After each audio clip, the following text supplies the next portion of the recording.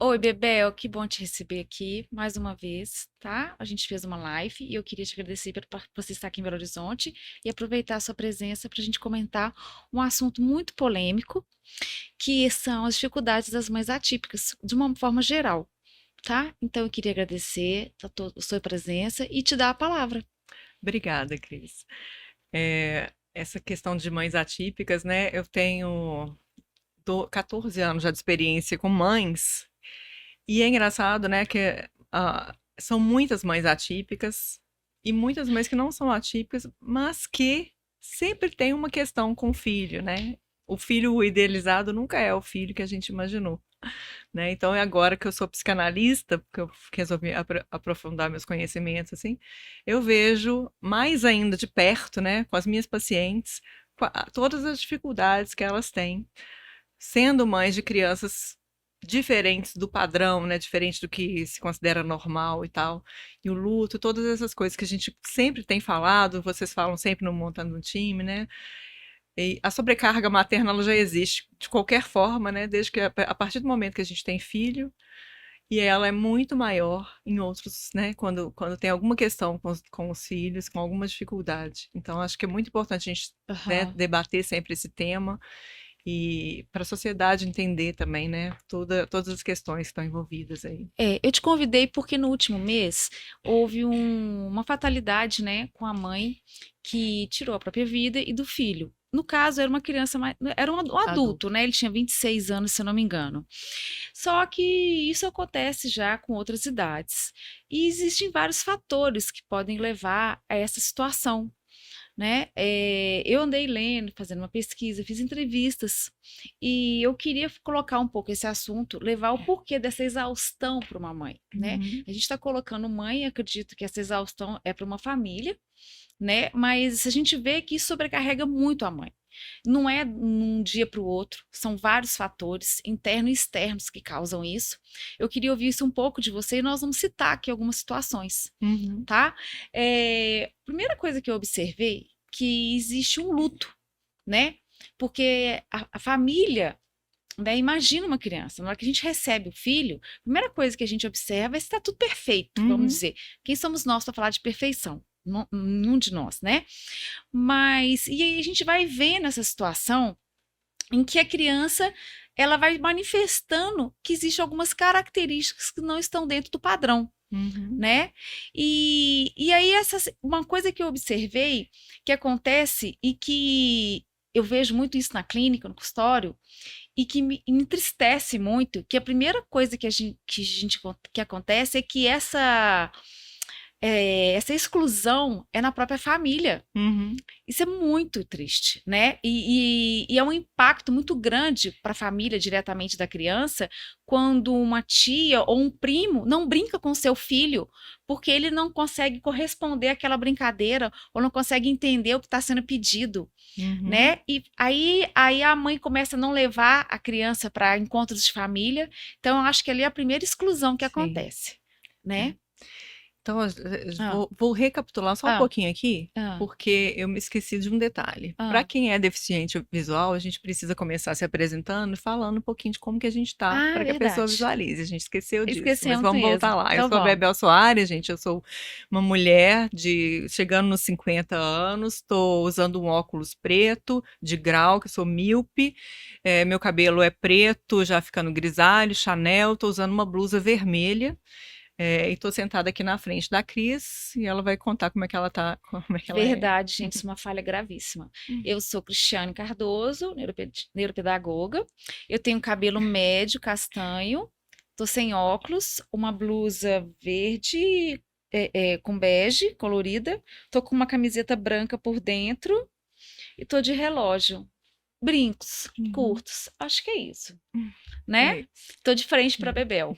Estamos numa mesa preta, ambas estamos sentadas. Isso. Né? Bom, então a gente pode dar continuidade. Queria pedir desculpa de novo por essa falha. Não faz parte, né? Que a gente É, fica. Dá uma verdade. ansiedade na hora que a gente vai começar a falar, né? Verdade. Mas então, a gente voltando aqui então ao Aham. luto, né?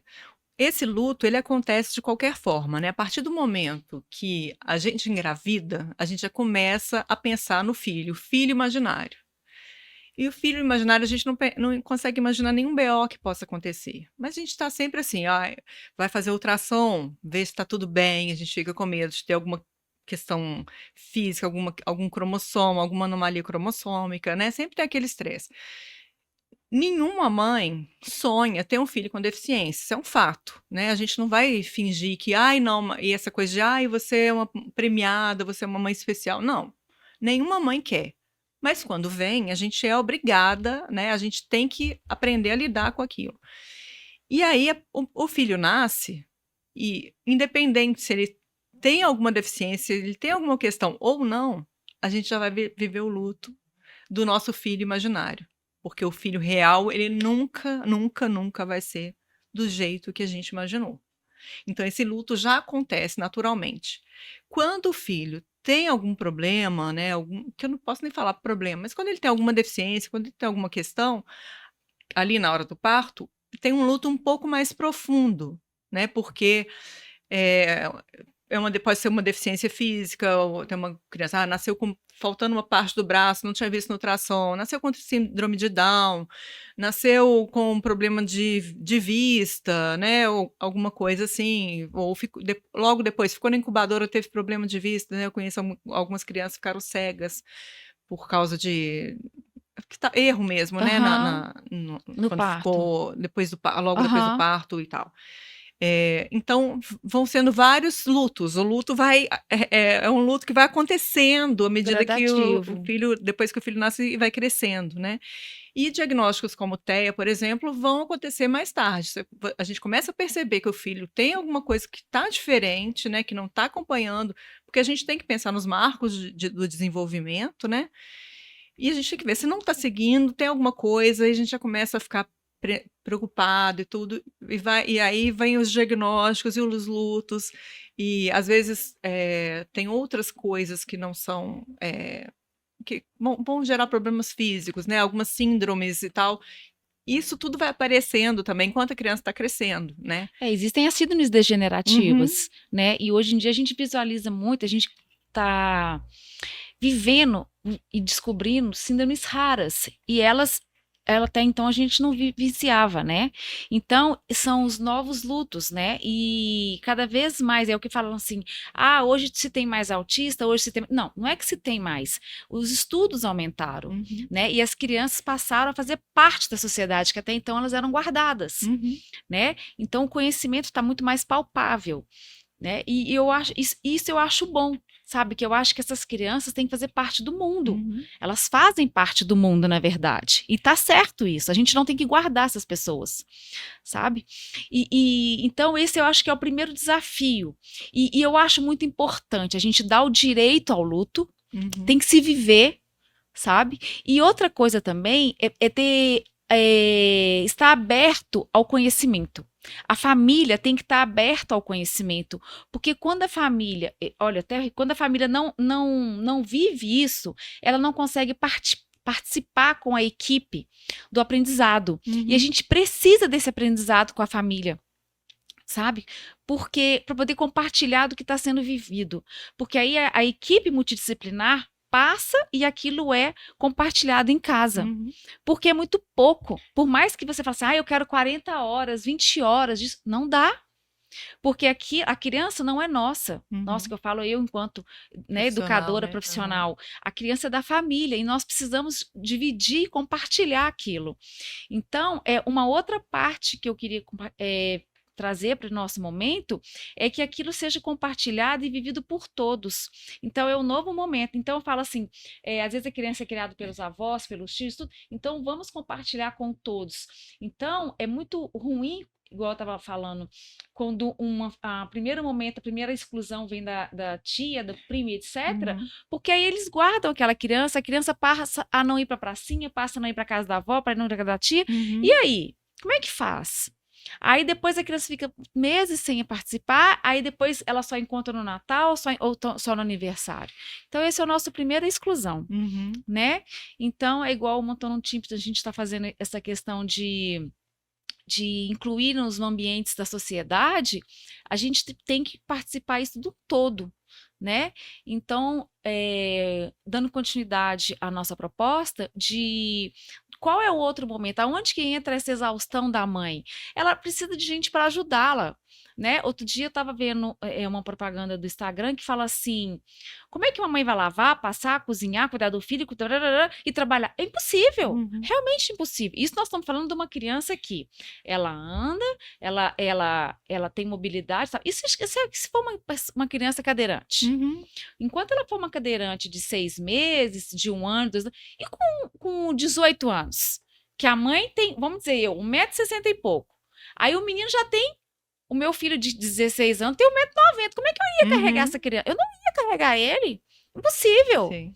Então a gente precisa de suporte. E aí passa a ser o quê? Uma exaustão, Uhum. né? Então é o que a gente fala. Só quem vive é capaz de julgar, Uhum. né? É muito difícil você julgar e pensar o que levou aquilo.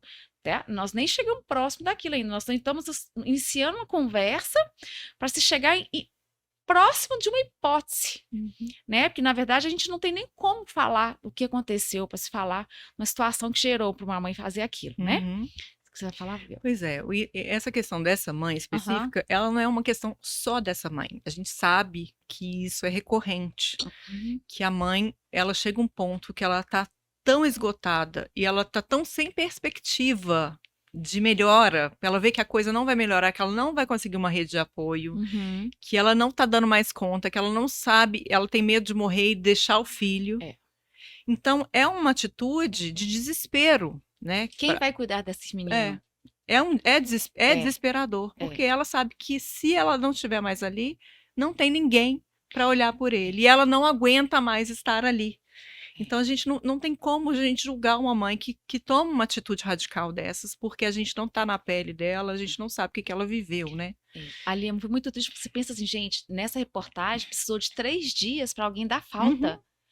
Você pensa, se eu ficar um dia sem falar com alguém, alguém vai dar falta de mim.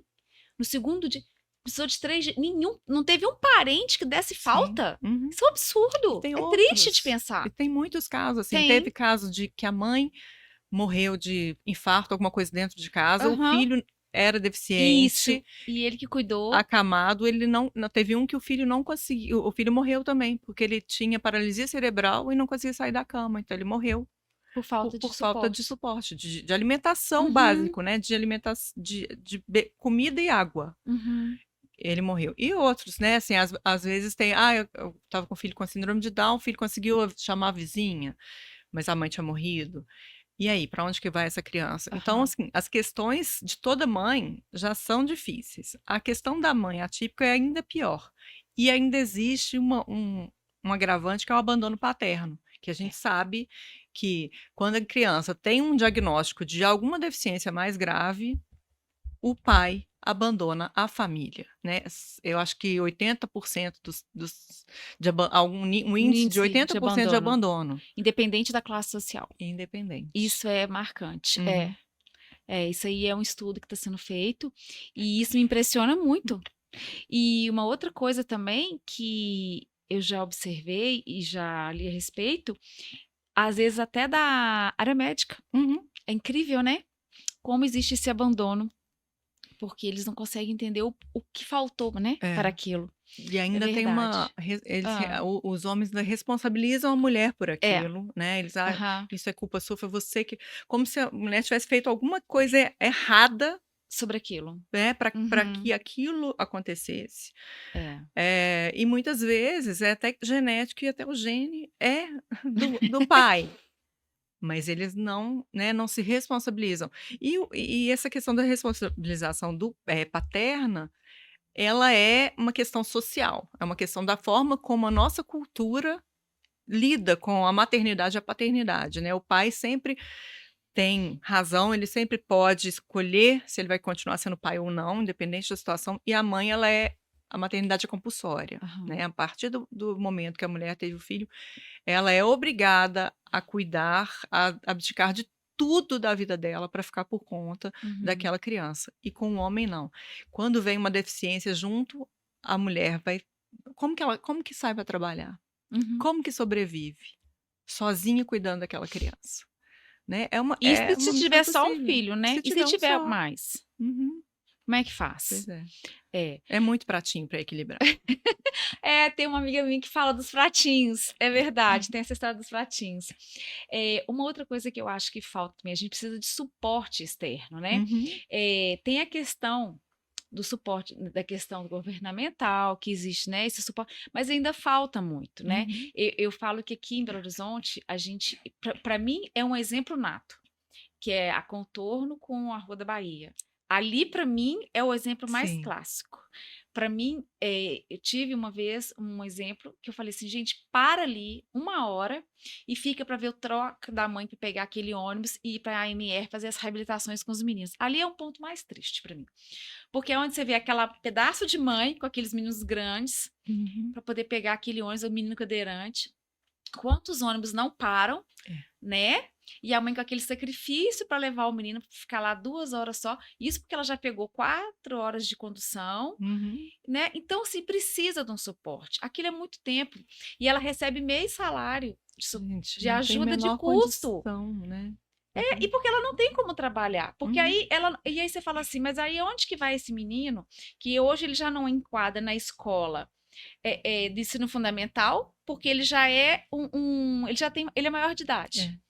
E aí, o que que você coloca? Em que quadro aonde que ele se enquadra ali? Qual é o perfil, né? Então, assim, a gente tem visto que algumas empresas, algumas instituições estão olhando por esses rapazes, né? Mas dependendo do cognitivo, Uhum, dependendo da estrutura dessa criança, né? A gente tem, assim, né, o Mano Down, que olha pelos Downs, né?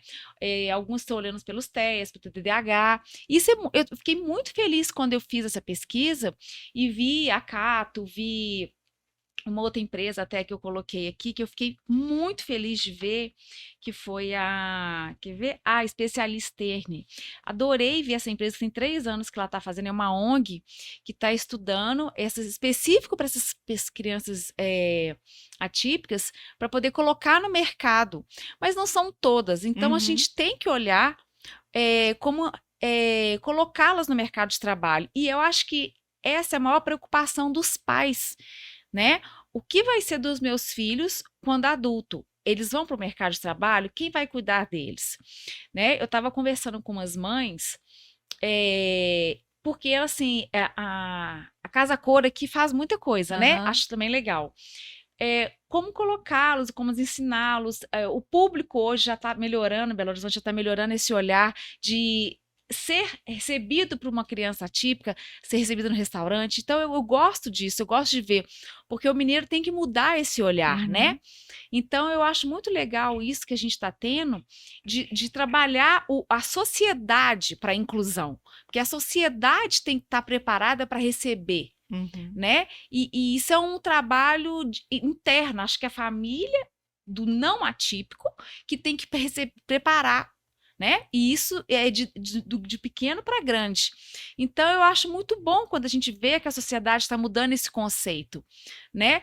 Porque é um caminhar Uhum. eterno, né? Porque, igual a gente está falando, as síndromes vão sendo novas, existem síndromes novas acontecendo, e a gente tem que estar preparado para isso, porque todos nós estamos sujeitos a isso. Uhum. Né? Os meus filhos podem ter alguma coisa, assim, os meus netos, vamos dizer assim, Sim. né? Então a gente nunca sabe o que vai ser. Então é um mundo novo. Então, assim, a exclusão ela é muito forte de todos os aspectos, dentro de um avião, dentro de uma padaria, Uhum. o tempo todo a gente vê e a gente se depara de uma pessoa no caixa desfazendo de uma criança, desfazendo de uma mãe por falta de conhecimento.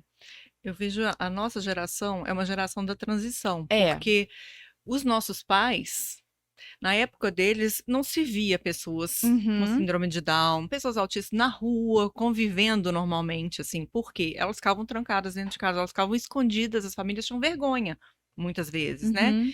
E a gente já está mudando isso. Já tem a lei da inclusão, que a gente sabe que deixa brechas, que nem toda escola, Para né, receber. recebe, ou muitas fazem de tudo para que o aluno saia, que não dê conta de ficar lá e tudo, mas já existe. Então, assim, já foram sendo criados mecanismos, estão sendo criados mecanismos para que exista a inclusão. E a gente vê como a inclusão dentro das escolas é importante, tanto para a criança atípica quanto para as crianças Exatamente. típicas, porque todo mundo aprende com Com a isso, né, convivência. com a convivência. Tanto a criança atípica se desenvolve melhor quando ela está com as crianças que são típicas, quanto as crianças típicas aprendem a lidar, né? Meu filho sempre conviveu com crianças, assim, ele desde pequenininho no berçário, ele tinha uma coleguinha que tinha síndrome de Down. Aí ele tem amigos autistas. E ele tinha amigos que não eram autistas não verbais. Mas como ele já estava acostumado, ele arrumava brincadeiras, assim, e assim, tem algumas coisas que a gente vê que me marcaram como mãe. Foi, por exemplo, uma vez que eu cheguei na escola e tinha um menininho que eu sabia que era autista que nunca estava interagindo com os outros. Era uma escola de tempo integral.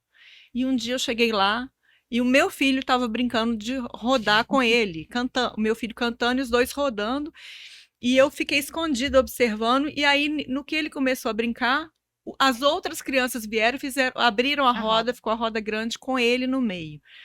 Aí eu falei, gente, isso é inclusão. Não é a gente forçar a barra, é a gente ir mostrando para que as próprias crianças vejam que é natural. Tudo bem que ele não sabe fazer, é espontâneo.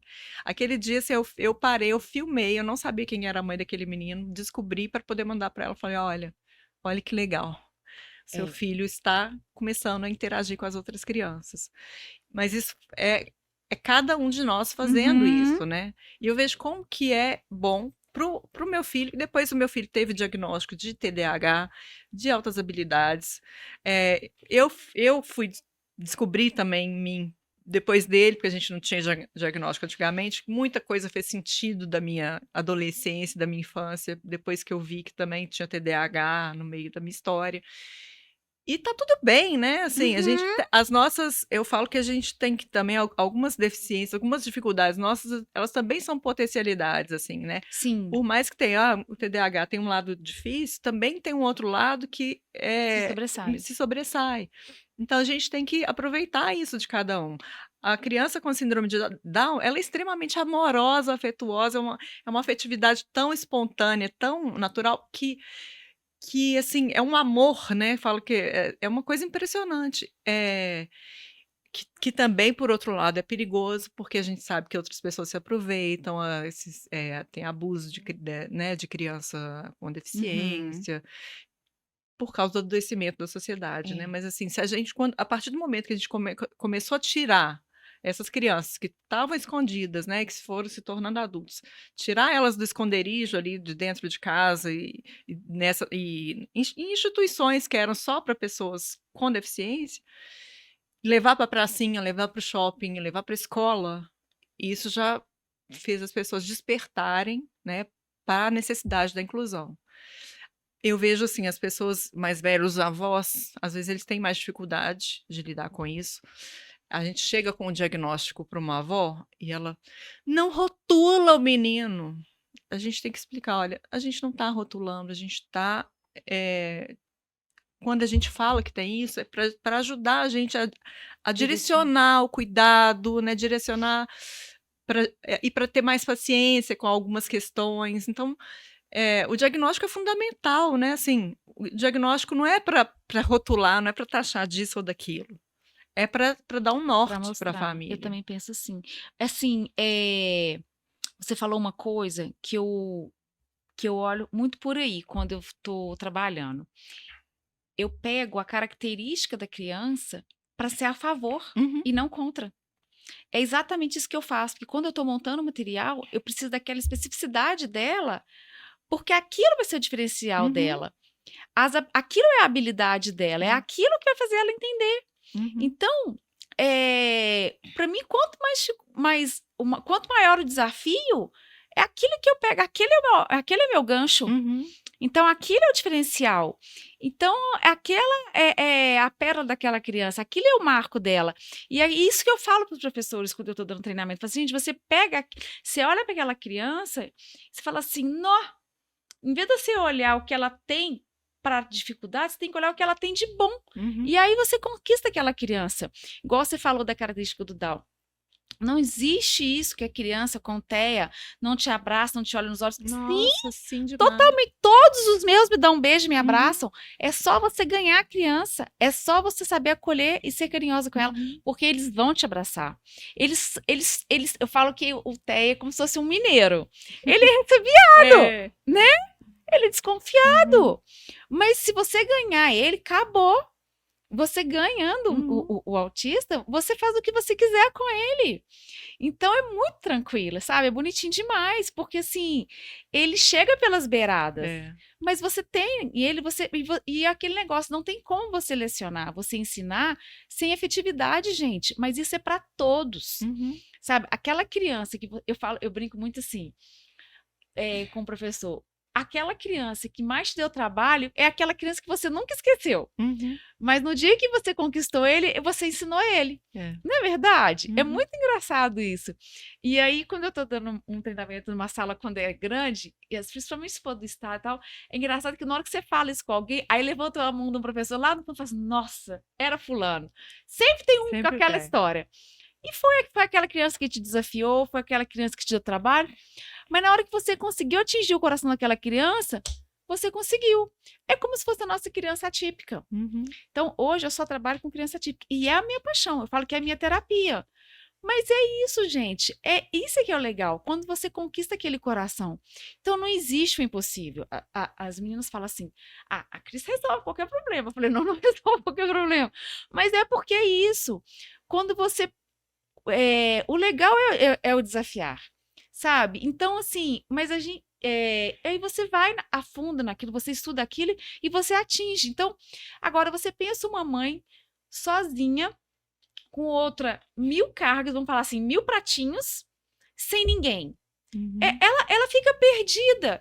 E aí ela fala assim: o que vai ser de mim?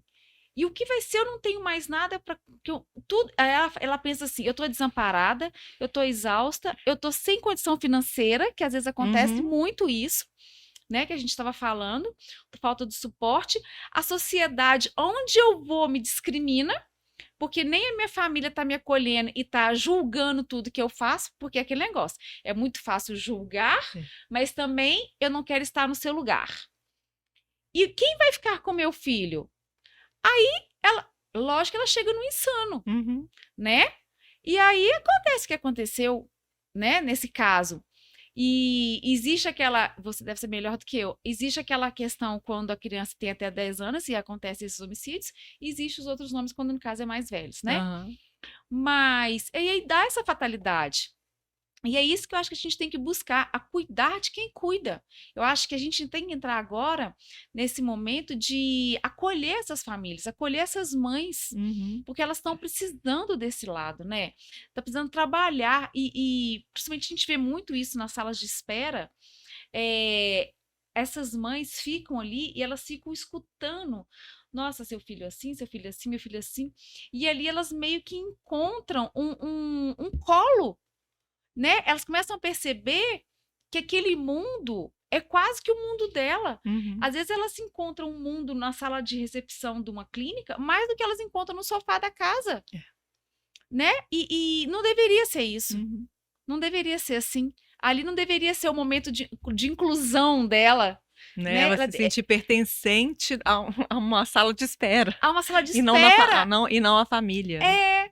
Então isso não é o mais interessante. É triste de se ouvir, Uhum. né? Mas a gente tem que saber cuidar mais dessas mães, porque quando elas se sentem acolhidas e direcionadas, o que vai acontecer? O próprio filho vai receber isso, porque ela precisa estar bem para cuidar, Uhum. porque se ela não estiver equilibrada, ela não vai conseguir equilibrar o maior bem que ela tem. Uhum. Não, e o equilíbrio é o todo, né? É a base. É o físico, é o emocional, é o financeiro, né? Precisa de tudo. E precisa ter uma rede de apoio. Toda mãe, típica ou atípica, precisa de uma rede de apoio. Todo filho precisa de um pai, gente. Ou pode ser 2 mães, tá? Pode ser 2 pais. Sim. Mas não dá para ser uma pessoa sozinha por o único ser ali envolvido no cuidado de uma criança. no cuidado em todos os aspectos, inclusive financeiro, porque é impossível você conseguir cuidar, ter sua vida profissional, ter dinheiro e tudo. E aí eu vou voltar Ah, naquele assunto do abandono paterno, porque esse abandono paterno ele se dá de uma forma onde o abandono é inclusive financeiro, a gente chama de abandono socioafetivo. socioafetivo, mas também, muitas vezes, se dá pensão, é um valor que não dá para comprar uma fralda. Não dá, sabe? Vou te dar R$ 200 de pensão. Não dá para fazer nada com aquele dinheiro. Aquilo não resolve a vida da mãe nem da criança. E quando os outros 20% que não abandonaram a família, eles estão preocupados em receber o dinheiro, grande parte desses 20%. Claro que tem os que estão lá cuidando também, gente, mas é uma minoria, a gente sabe. Uhum. Os 20% eles estão ali preocupados em conseguir manter a, a, a renda da família, manter as coisas funcionando financeiramente. Mas não está indo levar nas terapias, não está indo dar aquele todo O esse suporte. suporte. Né? Quem está fazendo isso é a mãe. A gente sabe que o trabalho de cuidado ele é da mulher. Ele é muito Né? intensivo. O trabalho socialmente, culturalmente, né, na sociedade, na nossa sociedade que é patriarcal, todo o trabalho de cuidado que é invisível, que não é remunerado, É o que a ele é gente fala. feminino. É. Então, o trabalho de cuidado de uma criança com deficiência, a sociedade já joga nas costas de uma mãe. Quando não é a mãe, a profissional que cuida é uma mulher Uhum. ou é uma babá. Sempre é uma mulher. Né? É. É uma rede sempre feminina Menina. de apoio. Quando ela existe, ela é feminina. Uhum. A gente não vê.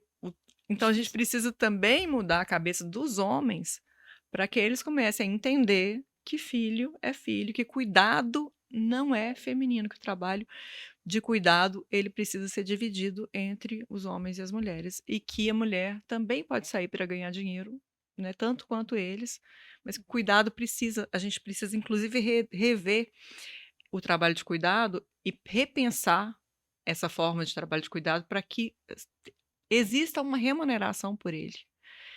Tem um livro, inclusive, da Vera Iaconelli, chama O Manifesto Antimaternalista, que fala sobre que a nossa sociedade é maternalista e, com isso, as mulheres têm uma carga de trabalho muito maior do que a dos homens e grande parte dessa carga de trabalho ela não é remunerada, porque o trabalho que a gente faz, ele só é visto quando ele não é feito. Exato. Né? É.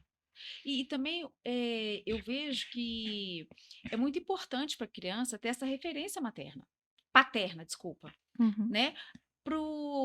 Para a forma como ele se comportar, sabe? Porque ele tem que ter essa referência, porque, igual você citou, todos os profissionais, a maioria são femininos.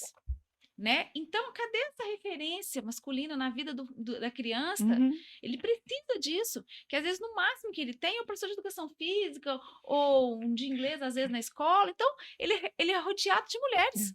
Ele precisa disso, né?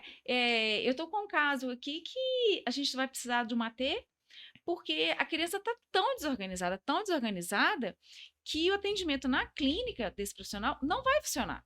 Eu preciso que seja em casa para a criança ter uma referência, Uhum. para ele se organizar, porque a criança, ela se organizando, ela se organiza como um todo, né? E isso faz parte dessa rotina da criança, ela é referência para tudo, para a escola, para as terapias e para ele como pessoa. A criança pode ter 4 anos, isso é válido, Sim. né? E isso aí vai para qualquer síndrome. Nós, como pessoas, nós não temos rotina, nós não estamos aqui hoje, nós nos programamos, a criança também, e ela tem que entender isso. Eu brinco que a criança tem que ter rotina desde o útero. Uhum. Nascer, ela já tem que saber assim, ó, mamei agora, então eu vou dormir, ou eu vou tomar um banho, e vou, né? Isso é uma rotina que o bebê teve, né? A gente não ensina isso? Aí, por que depois não tem?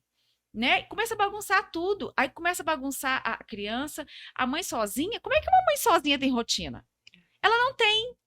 Ela não consegue ter rotina. Ela faz o que dá. Uhum. Deu para dar banho agora?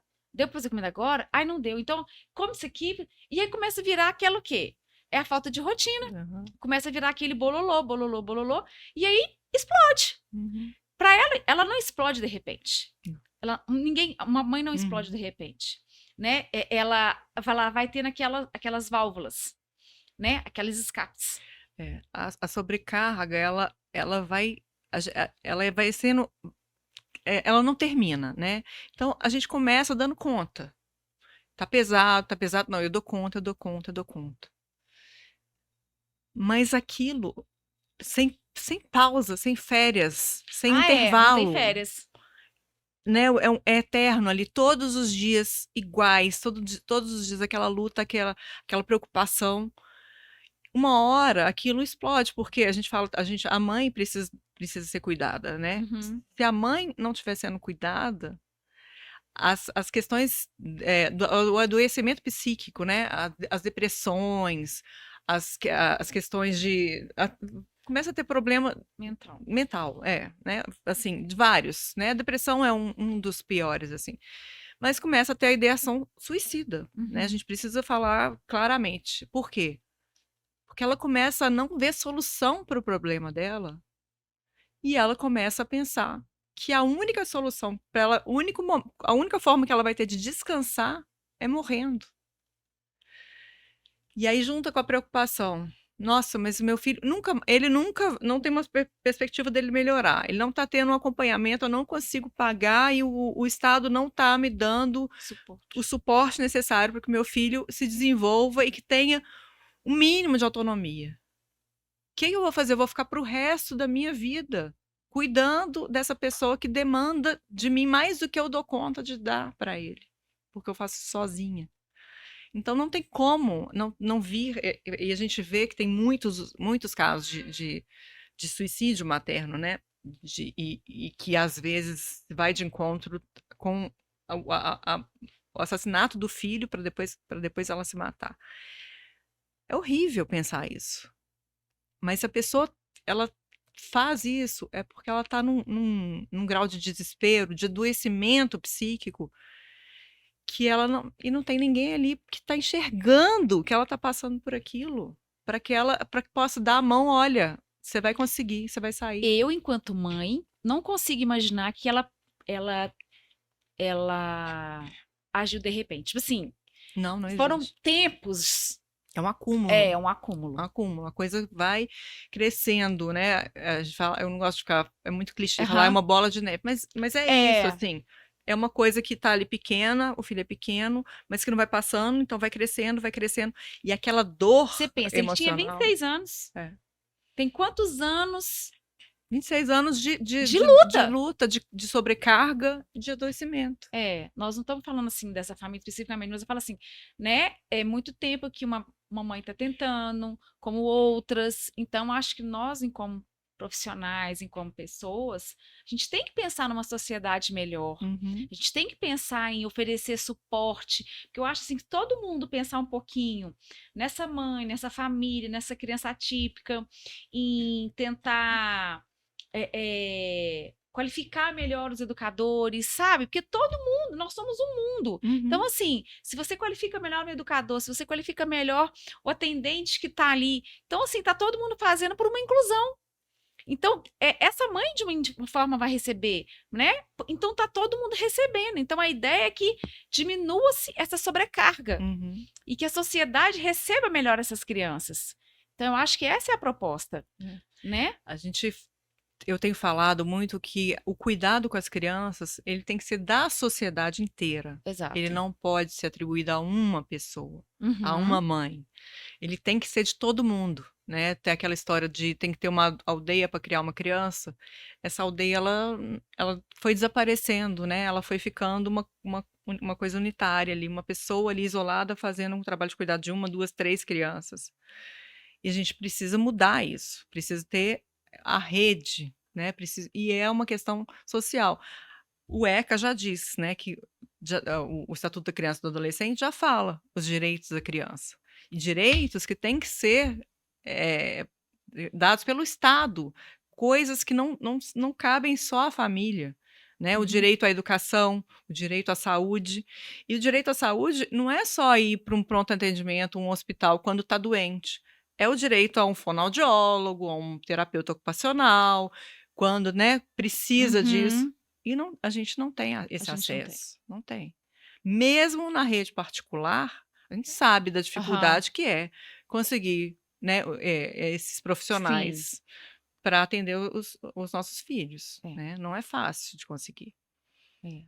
E aí, assim, sem o suporte, é igual, por exemplo, eu enquanto educadora, é fundamental para minha criança ela ter uma fonoaudióloga. Eu falo que a fonoaudióloga e a terapeuta ocupacional são minhas principais parceiras, mas a mãe sofre na fila para conseguir isso para o Uhum, atendimento. E aí a criança acaba que ela não vai progredindo como eu gostaria, como eu precisaria. E aí aquilo vai postergando, né? E isso a gente está falando de pessoas com condições, que pessoas, igual você está falando, que tem plano e etc., ou que o governo pagaria menos, ou que o SUS não tem, a fila é imensa, e aquilo vai indo, e a criança vai crescendo. E aí, dependendo da situação, a criança começa a perceber que, que ela está sendo diferente do outro. aham, Ela sofre bullying, é. né? Então, aí, se a gente já está no outro problema, Uhum. É, e um problema vai vai puxando o puxando o outro, outro. né? E a família percebe. Uhum, E aí gera outra situação. Então a gente tem que tentar, de uma forma geral, eh, reduzir isso tudo que está acontecendo. E eu acredito que, da forma como as pessoas estão buscando solução, se conscientizando, as famílias estão se unindo. Sabe? É o que a gente estava falando no início. Hoje, as famílias estão buscando conhecimento. Sabe? Isso é bom, uhum, porque com esse conhecimento, elas estão lutando de uma forma geral. Então, as crianças estão ganhando com isso. E é isso que eu espero, que a gente consiga, independente da característica da criança, porque eu falo que são crianças atípicas, neurodivergentes. Então, não me importa.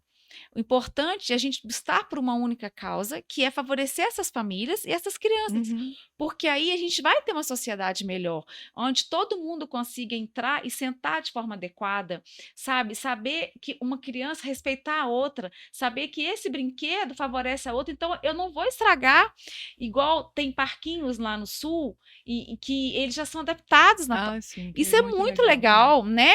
Uma Uhum. praça sensorial, uma praça de comunicação alternativa, eu acho isso fantástico. E é uma coisa fundamental também é Hum, que as famílias precisam ter acesso ao conhecimento dos direitos que ah, elas têm por lei, porque às vezes até a falta de conhecimento prejudica. Se eu, sim, como mãe, eu sei que meu filho tem direito a isso, isso e aquilo, eu vou lutar mais, porque eu vou brigar lá na escola, porque ele tem que ter direito a acompanhante, não sei o sim, quê. Se a mãe não sabe, e às vezes ela, como que ela vai parar ainda para poder estudar e descobrir as leis, o que que ela pode, o que que ela não pode, se ela já está ali tão sobrecarregada, sim, né? Então, tudo é um conjunto de fatores que desfavorece a mãe, que prejudica a mãe de uma pessoa neurodivergente. sim, E às vezes a gente sabe também que muitas mães de crianças neurodivergentes também são e não foram sim. diagnosticadas, né? Isso está acontecendo demais. Que a gente, o diagnóstico tardio está sendo assim, né? Depois da pandemia, nó, Todo mundo começou a ver, nossa, gente, mas meu filho foi diagnosticado ele assim, mas eu sou igual. E aí você vai ver que você também tem, né, aquela questão. Ou não, é tanta coisa, né, que acontece assim, que exclui aquela mulher, aquela criança, ou aquelas crianças. Porque às vezes a pessoa não tem só um filho neurodivergente, ela tem uhum, mais de um, é. né? E a gente sabe que quando tem essa questão genética, principalmente do TEA, Pode procurar. pode vir que às vezes é um combo, né? E aí como é que faz com esse combo?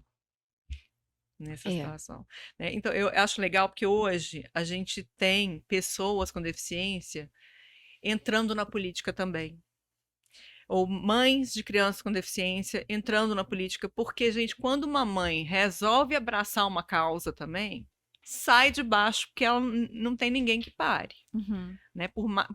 Tem o lado do adoecimento, mas tem o lado da luta, assim, A que leoa. que, cara, mulher é muito forte. Nós somos muito fortes, né? Não tem nada desse papo de sexo frágil. Que na hora que é para mandar ver, que é para brigar, quando é por causa dos nossos filhos, então a gente vai mandar ver, a gente vai detonar tudo, vai gritar, vai chegar lá na assembleia, na Câmara né, dos Vereadores e vai brigar e vai querer colocar as leis em prática, porque não adianta a gente ter leis se elas não estão sendo colocadas em prática. É muito fácil colocar o negócio ali no papel, né? Agora ir lá fiscalizar. Se aquela escola pública está fazendo esse direito, se É. tem psicólogo mesmo na escola, tal. O tal Quantos de só pode psicólogos? uma criança na sala e eu quero outra criança, outro profissional acompanhando meu filho, Uhum. se vira e coloca. Hoje mesmo eu estava escutando isso. Não, é que assim, você liga, tem vaga. Ah, mas meu filho. Nossa, mas a gente não pode Não colocar pode. mais um na sala. É. Não pode, não. Agora. Uhum. Senão eu vou denunciar a escola. É. Isso de tem a vaga até a página 2, porque aí na hora que a mãe fala, mas meu filho tem tal deficiência, a vaga desaparece. É. Isso acontece. Escola particular é, Ó, concor. né? A gente não precisa falar. Eu sou do grupo de mães de inclusão da escola do meu filho, que é uma escola particular de São Paulo, e eu vejo, assim, todas as dificuldades que as mães passam, embora seja para uma escola particular, é uma escola bastante inclusiva. Mas a gente sabe que dá conta de incluir até uma determinada faixa etária. Que chega um momento que a coisa Parou. desanda, porque o aprendizado da criança não consegue acompanhar a turma, mas aí precisa, enfim, né? Tem uma série de questões aí da inclusão. Mas ela acontece quando é, só um TDAH só, né? Entre aspas, assim. Só Quando não precisa fazer nenhuma adaptação curricular, né? é, né? Quando dá conta de seguir aquele currículo, quando não precisa fazer uma prova numa sala separada, né? Quando a inteligência, quando o cognitivo tão ok, assim, ainda consegue ir até o final. Mas se tem alguma outra questão, né, se é só uma questão física também, vai até o final, beleza. E as escolas precisam também lutar contra o bullying, que, como você já falou, bullying agora, bullying e cyberbullying agora são crime, né? Agora tem uma lei que é bullying e cyberbullying são crime. Então, as escolas elas não estão preparadas para lidar com o bullying. A gente vê isso assim todos os dias também, relatos de criança que sofreu bullying, criança que atentou contra a própria vida dentro da escola. Teve casos já em escolas de elite em São Paulo. Assim, ano passado teve um caso ou dois. Isso são coisas que vão. Não é só a mãe que tira a própria vida, né? Porque o bullying ele É. também Ele é ele é cruel. muito cruel. Ele acaba com a autoestima da pessoa, ele acaba com a confiança da pessoa, com a vontade, e acaba com a vontade de viver, né? Então, as escolas têm que ter trabalho, né? Tem. A escola não pode ser só uma empresa, né? Tem gente que fala assim, ah, não, mas escola é uma empresa. Não, a escola tem o papel de educar os alunos, né? A escola é isso, ensinar. Tem que ter lucro? O que, que é primeiro coisa? Não é o lucro, né? Embora tem muita escola que tá chegando aí com esse objetivo único de ganhar dinheiro. E não é. Em primeiro lugar estão os alunos, em primeiro lugar está a educação, em primeiro lugar está o aprendizado dos alunos, a inclusão, né? E a gente está tendo uma inversão de valores, né? É uma grande questão assim da gente ter escola particular, não ter só escola pública, porque cada vez a gente tem mais escola particular e o ensino público está ficando cada vez pior. Uhum. E é um outro problema social que a gente tem, porque a escola particular está se tornando uma empresa que quer ser lucrativa e que Tá deixa perdendo os todas essas conceitos. questões, né, que são primordiais para uma escola, estão ficando de lado. É. E quando eu falei o negócio do bullying, às vezes ele acontece com crianças muito novas. Uhum. Muito novas.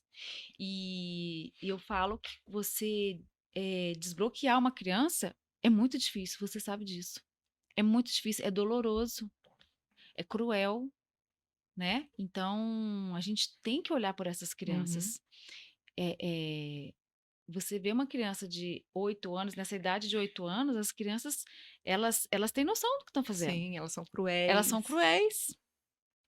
Elas são cruéis. Elas, como diz, elas têm um ferrãozinho, Uhum. né? Elas são cruéis e muitas vezes elas têm um respaldo em casa, Sim, sim, né? Aí não tem um diálogo, não tem uma conversa. A própria família dela acha que tá aquilo tudo tá bem. tudo bem, né? Que ela pode, porque realmente, ah, mas ela tem razão, ah, mas essa criança é assim mesmo, ela tá falando a verdade. Isso a gente também cansa de ver, né? Que os pais É o não têm respeito pelo outro. empatia, não têm respeito, né? E Uhum. é tanta coisa ao mesmo tempo, assim, eu vejo, assim, a sociedade está muito adoecida, Sim, né? Esse adoecimento ele vem de muito tempo. E eu acho assim, tudo tem cura, né? tem. E a gente precisa curar todo, curar a Isso que eu ia sociedade. falar, curar a sociedade.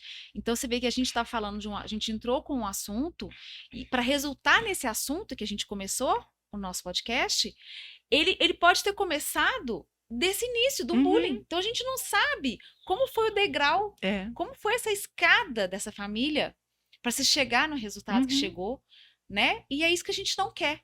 Pois é. A gente quer não, a gente não quer falar mais disso. Essa é a nossa proposta, né, É. Bebel? Uhum. E à medida que a gente vai falando, a gente vai entendendo a complexidade que é a Uhum, gente falar de educação, de saúde, de inclusão, uhum. de neurodiversidade, porque é um conjunto É um de conjunto. coisas que são interligadas. A gente não pode trabalhar só a Não, inclusão sozinha, a gente não pode trabalhar só o combate ao bullying sozinho, é tudo é junto, tudo é tudo um junto. pacote. É, A gente não pode trabalhar só a sobrecarga materna, né? Não é, pode trabalhar só a entender que o trabalho de cuidado ele é importante para todo mundo. É tudo é. uma coisa só. A sociedade é isso todo. E para a gente poder conseguir ajudar, formar a sociedade, é isso, é aquilo que eu falei no início. É um trabalho multidisciplinar, é a família, é a criança, somos um todo, Uhum, né? Essa é a proposta. Para conseguir fazer uma sociedade saudável, é o que uhum, você tinha dito. Eu é. acho que essa é a perfeição. Né? Mentira, que a perfeição não Não existe. existe. Não, eu Aí, acho que a perfeição é isso de sermos imperfeitos e nos é, aceitarmos com todas as nossas e imperfeições. sabemos que somos diferentes, sabe? E poder sabe, brincar.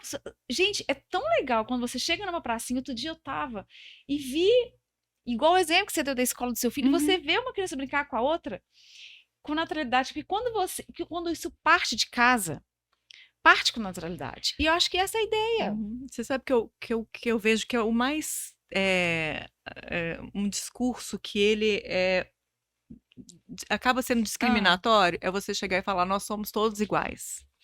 Porque nós não somos todos iguais. Nós somos todos diferentes. sim. Não tem ninguém igual, nem gêmeos são iguais. Nem Uhum. gêmeos univitelinos que têm, parece fisicamente, São são diferentes.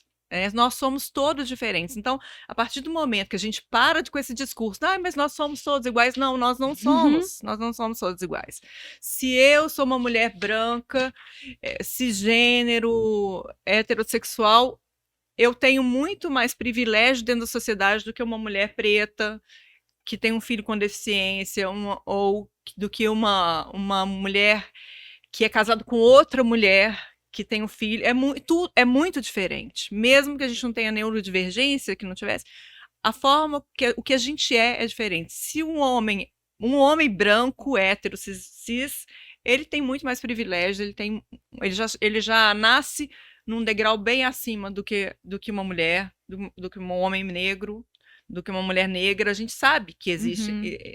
essas diferenças. Então, as diferenças elas não são apenas de, ou físicas ou emocionais. As diferenças elas estão em todos os âmbitos da nossa vida, né? As diferenças, a gente nasce diferente um do outro.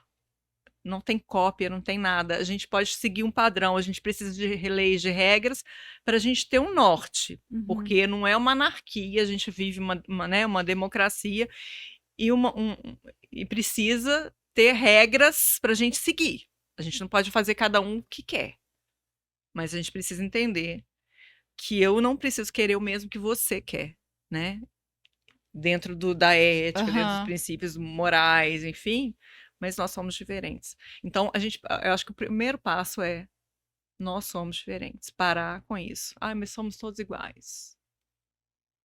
Porque quando você fala nós somos todos iguais, você está fingindo que não existe um problema Uhum. que tá ali, né? Você tá jogando por debaixo do tapete uma questão que é Balela. fundamental, que é aceitar que O não tem diferente. ninguém igual. Exato. E o bom é ser diferente, Uhum. mas aceitar o diferente. Aceitar o diferente. Obrigada, Bebel, por Eu que você ter vindo. E agradeço. é sempre um prazer conversar com você. Uma Igualmente. bagagem de aprendizagem. Volte sempre. Muito obrigada, Belo Cris. Horizonte te Estarei aqui. agradece. Prazer ter você aqui. Beijos. Quer falar mais alguma coisa? É isso, gente. Então tá. Lembrando, só isso, né? Todo mundo é diferente e a gente precisa se dar as mãos e se acolher. Verdade. Isso aí.